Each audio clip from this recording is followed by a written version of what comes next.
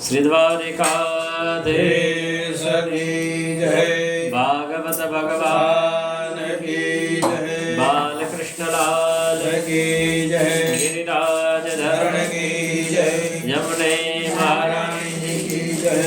वल्लभाधीश की जय। नमः पार्वती पतये हर हर महादेव हर। मंगलम भगवान विष्णु मंगलम गरुड़ध्वज मंगलम पुंडरीकाक्षो मंगलाय तनो हरि मंगलाय तनो हरि। गुरुर्ब्रह्मा गुरुर्विष्णु गुरुर्देवो महेश्वर गुरु साक्षात् परब्रह्म तस्मै श्री गुरुवे नमः तस्मै श्री गुरुवे नमः। कृष्णाय वासुदेवाय हरये परमात्मने प्रणतक्लेशनाशाय गोविन्दाय नमो नमः गोविन्दाय नमो नमः। जय जय श्री राधा रमण जय जय नवल किशोर जय गोपी चित चोर प्रभु जय जय माखन चोर जय जय माखन चोर।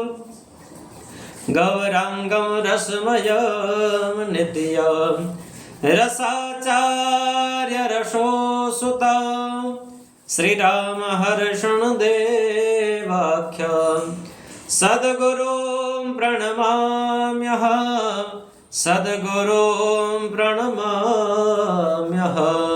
श्री भागवत भगवान श्रीमद् भागवत मूળ પાઠ સપ્તાહ અંતર્ગત આજે અંતિમ ક્ષણ એટલે કે અંતિમ ભગવાનના ચરિત્રોનું વર્ણન. ભગવાનના જે કાળ ક્રમ અને સમય જેને ભગવાને બનાવ્યા, ભગવાને એવી રીતે બનાવ્યા કે આનંદનો સમય હોય ને તો એ જલ્દીથી પસાર થઈ જાય છે. એ સમય કેમ નીકળી જાય ને એ માણસને ખબર પણ નથી પડતી. પણ જ્યારે કષ્ટનો સમય આવે, દુઃખનો સમય આવે ને ત્યારે એ સમય ખૂબ જ લાંબો, ખૂબ જ મોટો હોય ને એવો અનુભવ થાય છે. કારણ જેટલું કષ્ટ માણસને વધારે પડે ને એટલો માણસ ભગવાનને આશ્રિત થાય છે, ભગવાનને આધારિત થાય છે. दुख में सुमिरन सब करे सुख में करे न कोई जो सुख में सुमिरन करे तो दुख काहे का हो. મનુષ્ય જીવનમાં જ્યારે સુખ આવે ને ખરેખર ત્યારે જ ભગવાનનું સ્મરણ કરવું જોઈએ. કારણ કે સુખના સમયમાં ભગવાનનું સ્મરણ કરીએ ને તો જીવનમાં ક્યારેય દુઃખ આવે નહીં. પણ મનુષ્યનું ચરિત્ર જીવન એવું છે કે કષ્ટ પડે, દુઃખ પડે ને ત્યારે ભગવાન પહેલા યાદ આવે. કારણ નાનકડા બાળકથી લઈ અને મોટા વૃદ્ધ સુધી બધા જાણે છે કે માનીએ કે ન માનીએ ભગવાનની કૃપા સિવાય કંઈ થતું નથી. આપણે સંકલ્પ કર્યો તો શ્રીમદ ભાગવતના પાઠ કરવા છે, એ કરવા છે કરતા કરતા આજે 7 દિવસ થવા આવ્યા. તો બધું ભગવાનની કૃપા હતી. અને 7 દિવસ કેમ નીકળી ગયા એ ખબર ન હોય, પણ હવે પછીના 7 દિવસ કાઢવાને એ અઘરા થઈ જાય. કારણ કે સુખનો જે સમય છે ને એ જલ્દી વીતી જાય છે. સુખદેવજી રાજા પરીક્ષિતને કહે છે કે રાજા પરીક્ષિત, ભગવાને રૂક્ષ્મણીજી સાથે સ્વયંવર એટલે કે પોતાની ઈચ્છાથી જે પત્ર રૂક્મિણીએ મોકલાવ્યો હતો એના આધારે ભગવાને એની સાથે લગ્ન કર્યા હતા. અને રૂક્મિણીથી ભગવાનને એક પુત્ર થયો હતો અને જે જન્મતાની સાથે એને સમુદ્રમાં ફેંકી દેવામાં આવ્યો હતો. પરીક્ષિત રાજા પ્રશ્ન કરે કે એ કેવી રીતે થયું? સુખદેવજી કહે છે કે એક સમરાસુર નામનો દૈત્ય હતો અને આને ભગવાનનું એવું વરદાન હતું કે ભગવાન શ્રી કૃષ્ણ અને રૂક્મિણીનું પહેલું જે સંતાન થાય ને આનું મૃત્યુ એનાથી થશે. એટલે જેવા ભગવાન અને રૂક્મિણી જેથી સંતાન થયું ને આ સમરાસુર આવ્યો અને એ બાળકને લઈ અને સમુદ્રમાં ફેંકી દીધો કે બાળક જ ન રહે તો મારું મૃત્યુ થાય નહીં. પણ ભગવાનની માયા આવી કે જેવા એ બાળકને સમરાસુરે સમુદ્રની અંદર ફેંક્યો ને એક મોટી માછલી તરત જ ગળી ગઈ, અને ગળતાની સાથે જ એક શિકારીના હાથમાં એક જે મત્સ્યનો શિકાર કરતો હતો એના હાથમાં માછલી તાત્કાલિક આવી ગઈ. રાજા તો નીકળી ગયો સમરાસુર, પણ એ માછલી છે એ એના હાથમાં આવી, શિકારીના હાથમાં જે ઝાડ હતી એમાં, એટલે માછલીને ફાડતાની સાથે અંદરથી બાળક નીકળ્યું. અને એ મછવારાએ એ બાળક રાજાની પાસે માછલી સાથે રાજભવનમાં આપી દીધું કે રાજા, અમને જે માછલી મળી છે ને એના પેટમાં બાળક હતું. આ તો શક્ય જ નથી, અને સમરાસુર પણ વિચારી ન શકે કે જે બાળકને મેં ફેંક્યું ને એ જ બાળક પાછું મારા પાસે આવે છે. એ સમરાસુર એ માછલીને એ પોતાના રસોઈને આપી દે કે આમાંથી તમે રસોઈ બનાવજો, અને બાળકનું ભૂલી ગયો.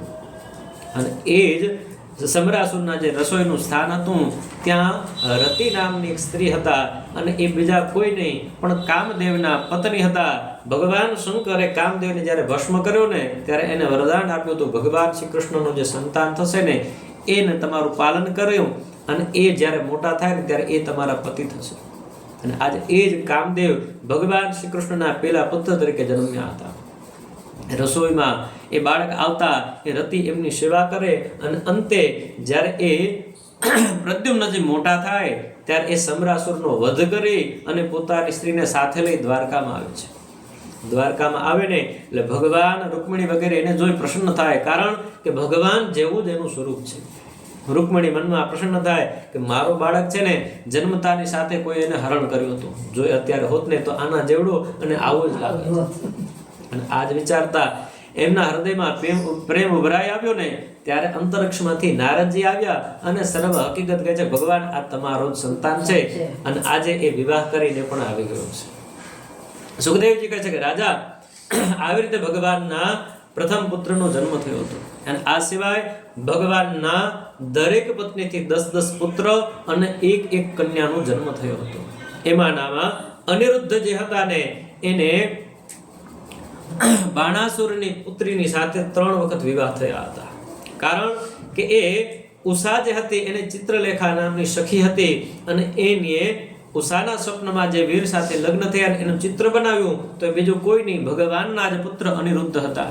અને એનું નારદજીની કૃપાથી હરણ કરી પોતાના મહેલમાં રાખે, અને અંતે જ્યારે બાણાસુરને ખ્યાલ પડે ત્યારે બાણાસુર આને બંધી બનાવે છે. અને આજ આખા ચરિત્રને આપણે ઓખાહરણ તરીકે ઓળખીએ છીએ. ભગવાન પોતાની સેના સાથે ત્યાં યુદ્ધ કરવા માટે આવે છે, અને ભગવાન શંકરજીનું આ બાણાસુરને એવી આશીર્વાદ હતા કે તારા પર જ્યારે યુદ્ધ થશે ને ત્યારે હું તારી રક્ષા કરી. સુખદેવજી કહે છે કે રાજા, આ છે ભગવાન વિષ્ણુ અને શંકરજીનું યુદ્ધ થાય છે. ભગવાન જ્યારે એને મોહિત કરે છે ને ત્યારે એ બાણાસુરના 1000 હાથોને ભગવાન કાપે છે, અને ત્યારે આ અનિરુદ્ધ અને ઉષાના લગ્ન થાય છે. ત્યારબાદ આગળની કથાઓમાં એમ કહે છે કે બલરામજીને ઈચ્છા થાય કે મારે વ્રજમાં જવું છે. કૃષ્ણને કહે છે, કૃષ્ણ તું પણ ચાલ, પણ કૃષ્ણ ના પાડે છે, હું જ્યાંથી નીકળી ગયો ને ત્યાં પાછો જતો નથી.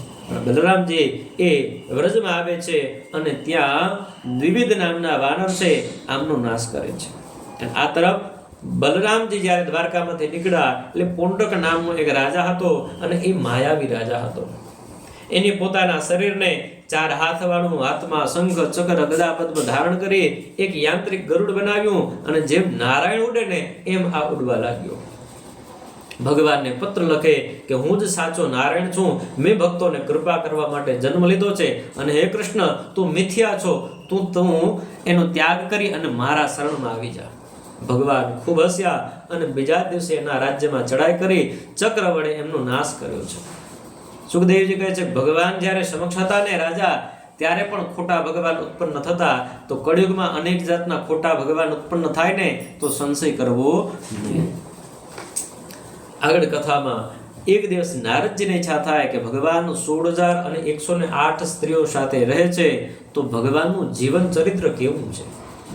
આ જ વિચારથી એક દિવસ નારદજી ભગવાનની પાસે દ્વારકામાં આવે છે. સવારના સમયમાં એક ઘરમાં પ્રવેશ કરે તો ભગવાન ત્યાં સંધ્યોપાસન કરે છે. ભગવાન કહે છે, ઓહો નારદજી પધારો પધારો. પણ નારદજી કે ના ભગવાન, આજે ઘણા બધા કામ છે. ભગવાન કહે ઠીક છે નારદજી, તમારી ઈચ્છા. આમ ભગવાનના આશીર્વાદ મેળવી નારદજી બીજા ઘરમાં જાય તો ભગવાન સ્નાન માટે જાય છે. ત્યાંથી નીકળી ત્રીજા ઘરમાં જાય તો કોઈ જગ્યાએ ભગવાન શણગાર કરે છે. ચોથા ઘરમાં જાય તો કોઈ જગ્યાએ ભગવાન દેવ પૂજા કરે છે, કોઈ જગ્યાએ ભગવાન ભોજન કરે છે, કોઈ જગ્યાએ ભગવાન બાળકોની સાથે રમે છે, કોઈ જગ્યાએ ભગવાન સ્ત્રીઓની સાથે પોતાની પત્નીઓની સાથે ક્રીડા કરે